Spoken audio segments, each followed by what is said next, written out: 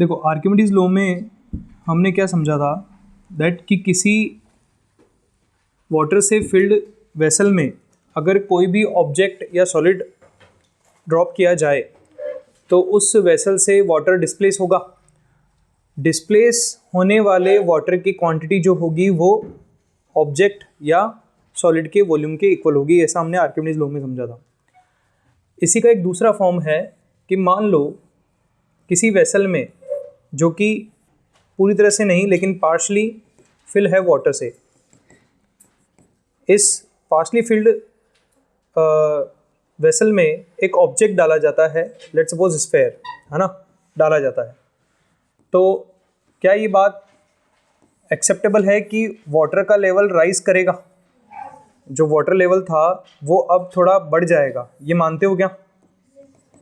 ठीक है, तो पहले वाटर लेवल इस लेवल के बराबर था मान लेते हैं और नया वाटर लेवल यहाँ तक आ चुका है। ठीक है, तो ये जो वाटर लेवल डिस्प्लेस हुआ, वाटर डिस्प्लेस होने का मतलब बाहर निकलना ही नहीं होता है, वो अपनी जगह से बदल लेना भी होता है। तो जो वाटर यहाँ था वो कहाँ चला गया? ऊपर की ओर चला गया। तो ये जो वाटर की क्वांटिटी होगी, this is the quantity of water, वो किसके इक्वल होनी चाहिए? वॉल्यूम ऑफ स्फेयर के इक्वल होनी चाहिए, वॉल्यूम ऑफ सॉलिड के इक्वल होनी चाहिए। आर्किमिडीज लॉ ये भी कहता है। Is it clear? तो क्वेश्चन क्या है देखो, अ sphere of 6 centimetre diameter is dropped into a cylindrical vessel of diameter 12 centimetre. इसका डायमीटर कितना है? 12 सेंटीमीटर और इसका डायमीटर कितना है? 6 सेंटीमीटर।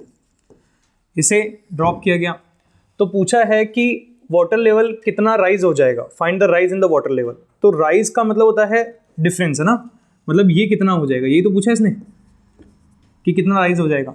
ठीक है, तो अभी जो हमने कॉन्सेप्ट समझा उस हिसाब से मैं क्या कह सकता हूं, that volume of sphere must be equals to volume of water displaced. कह सकता हूं क्या? Volume of sphere is equals to volume of water displace. अच्छा, वाटर जो डिस्प्लेस हुआ है वो किस सॉलिड की फॉर्म में है? वाटर जो डिस्प्लेस हुआ, ये जो वाटर यहाँ आया वो किस सॉलिड की फॉर्म में बनेगा? सिलिंड्रिकल फॉर्म में बनेगा, क्योंकि किस शेप में है? सिलेंडर में है।